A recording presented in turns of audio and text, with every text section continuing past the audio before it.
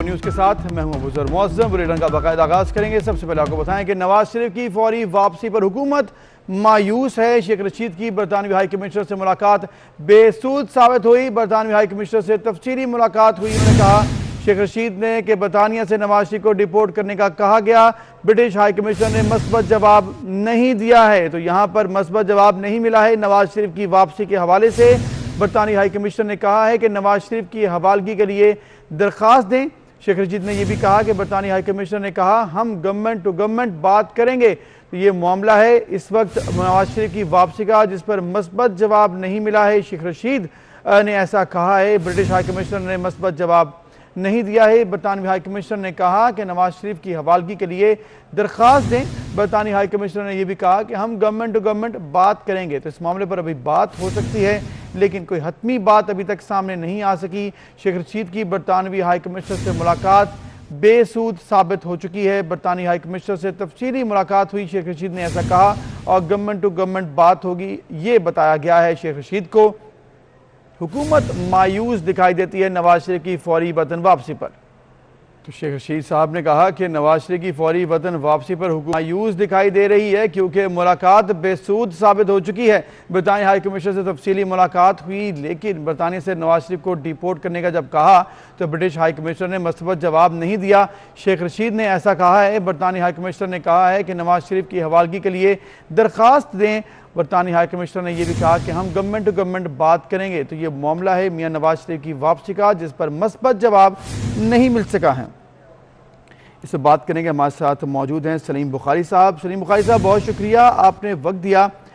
ये मामला है नवाज शरीफ साहब की वापसी का, क्या कहेंगे आप? गवर्नमेंट ने मुलाकात तो की, बरतानी हाई कमिश्नर से आज ही मुलाकात हुई, शेख रशीद की मस्बत जवाब नहीं मिला। अब ये कहा जा रहा है गवर्नमेंट टू गवर्नमेंट बात होगी, आप खत लिखें, क्या कैसे देखते हैं आप इसको? ये शेख रशीद साहब का जो मुतालबा है ना उनसे नवाज शरीफ को वापस भेजने का, ये बिल्कुल इस तरह है जिस तरह इनको 5-6 साल का जिद्दी बच्चा नहीं होता तो थोड़ी देर के बाद एक ही खिलौना मांगता है। इनको बरतानिया की हुकूमत कैटेगोरिकली तमाम लेवल पर बता चुकी है कि नवाज शरीफ को वो नहीं निकाल सकते वहां से, उनकी ख्वाहिश पर उनके सुपुर्द नहीं कर सकते। ये इसके बावजूद वो अगर इसरार करते रहेंगे तो अपने आप को जलील कर रहे हैं, इसमें किसी की सेहत पर कोई असर नहीं होने वाला। ये तय हो गया है कि चाहे शहजाद अकबर है चाहे शहबाज गिल है, सब कह चुके हैं कि बरतानिया ने उसको हैंड ओवर करने से इनकार कर दिया और वहाँ के कवानीन जो है वो इसकी इजाजत नहीं देते हैं।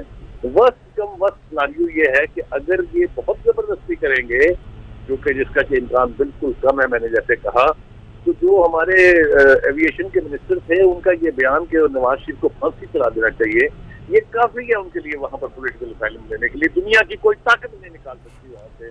आज तक कोई एक मिसाल नहीं है कि कोई फॉर्मल हेड ऑफ स्टेट और हेड ऑफ गवर्नमेंट जो है वो इस तरह उन्होंने सपोर्ट कर दिया हो किसी टीम के हाथों के जाए आप जो मर्जी इसके साथ भी इसके साथ कर लेंगे, नहीं होता। वहाँ तो सिविलाइज सोसाइटी है, वहाँ कवानीन है, और मैं तफसील में जाना नहीं चाहता हूँ। बहुत सारी ऐसी बातें वहाँ हुई हैं जो हुकूमत के लिए एम्बैरसिंग है।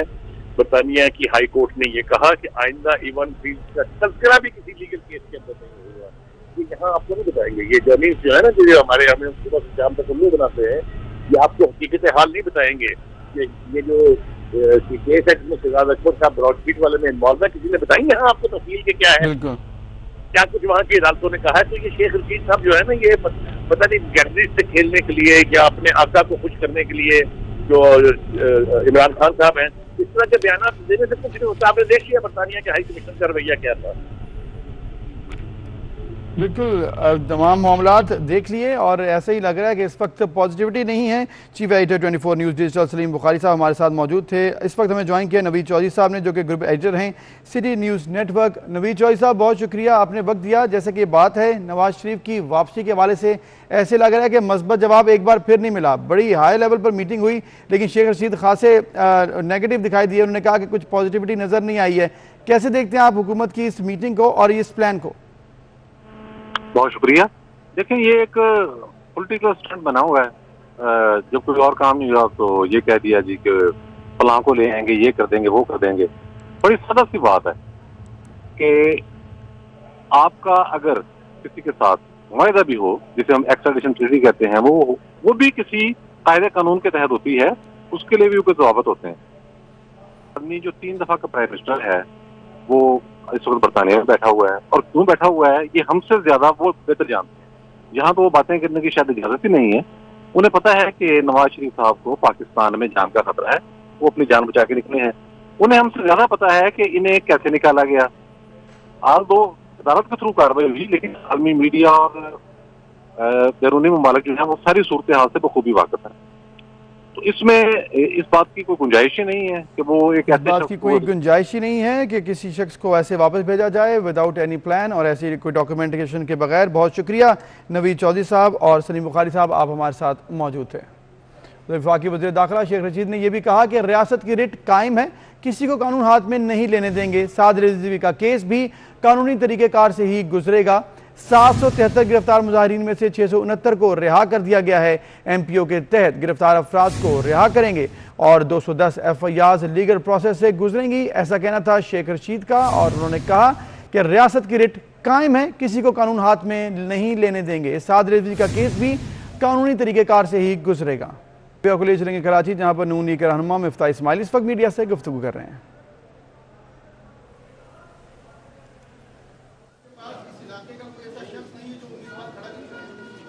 हमारे पास तो बहुत उम्मीदवार हैं, हमारी पूरी टीम यहाँ पे रहती है। हाजी स्वालिन तनोली साहब हमारे 116 के उम्मीदवार हैं और इंशाल्लाह ये जीत भी गए थे। और अगर रिकाउंटिंग एक मरतबा करा ली तो आप देखेंगे कि ये निकलेंगे, ये भी हल्के में रहते हैं। हमारी सारी टीम हल्के में रहती है। मियाँ साहब ने मुझे हुक्म कराया, लास्ट टाइम मैंने अपने हल्के से इलेक्शन लड़ा था कि यहाँ से इलेक्शन लड़ो। मकसद ये है कि जहाँ पर भी आप रहते हो, इमरान खान साहब गुलशन इकबाल से इलेक्शन लड़े थे, आरिफ अलवी साहब जो है वो के मोहम्मद अली सोसाइटी में रहते हैं, डिफेंस में इलेक्शन लड़े थे।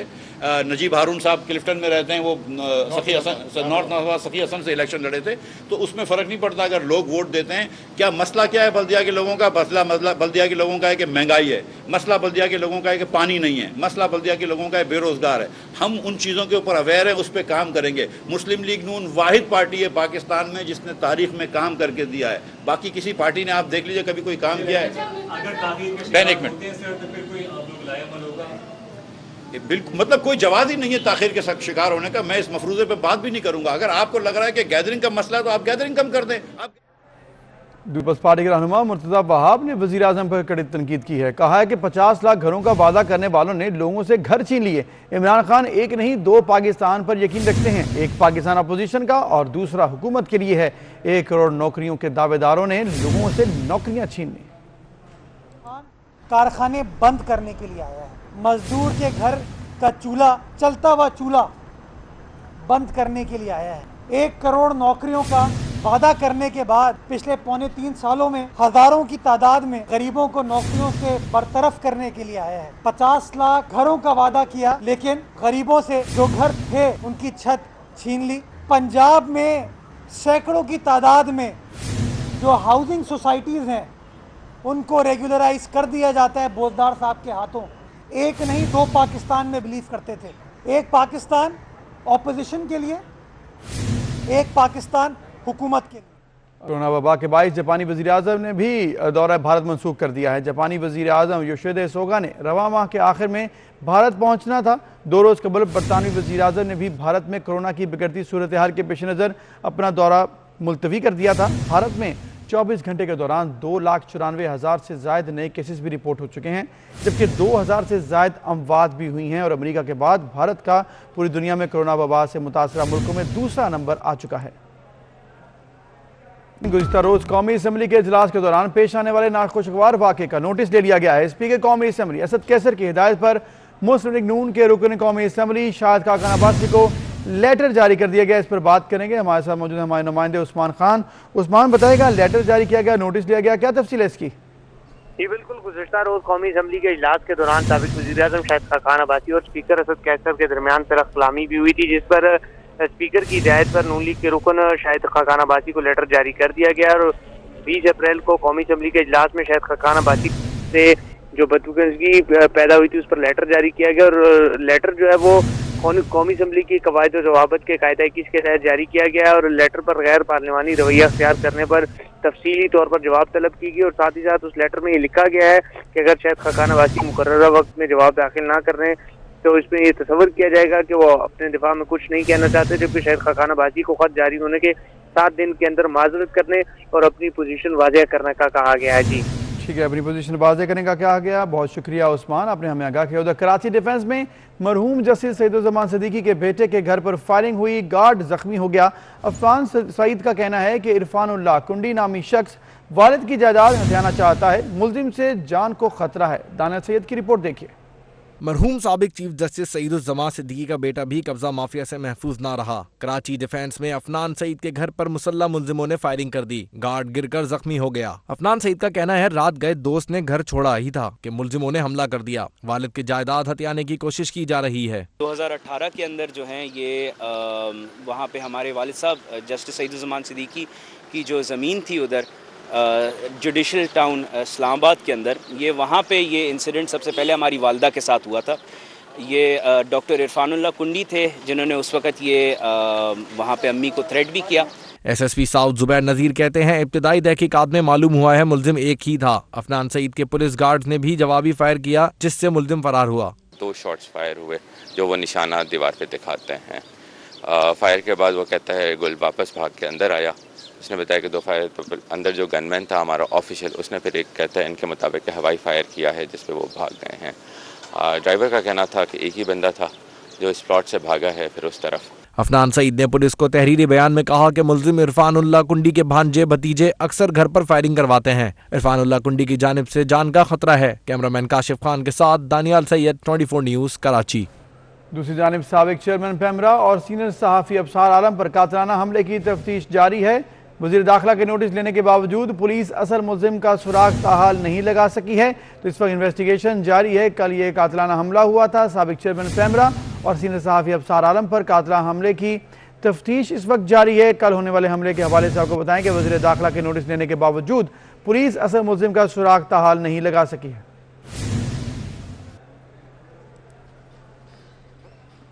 सुप्रीम कोर्ट में जस्टिस काजी फायद ईसा नजरसानी केस के हवाले से आपको बताएं कि जस्टिस उमर अता बंदयाल ने रिमार्क्स दिए हैं कि जस्टिस काजी फायद ईसा के बच्चों का केस से अब कोई ताल्लुक नहीं रहा है।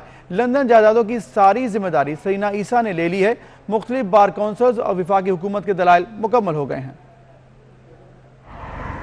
सुप्रीम कोर्ट में जस्टिस काजी फायद ईसा नजरसानी केस की समाअत जस्टिस उमर अता बंदयाल की सरबराही में 10 रुकनी फुल कोर्ट ने की। सुप्रीम कोर्ट बार के वकील हामिद खान ने दलाइल दिए कि रेफरेंस खत्म होने पर सुप्रीम जुडिशल कौंसिल गैर फाल हो जाती है।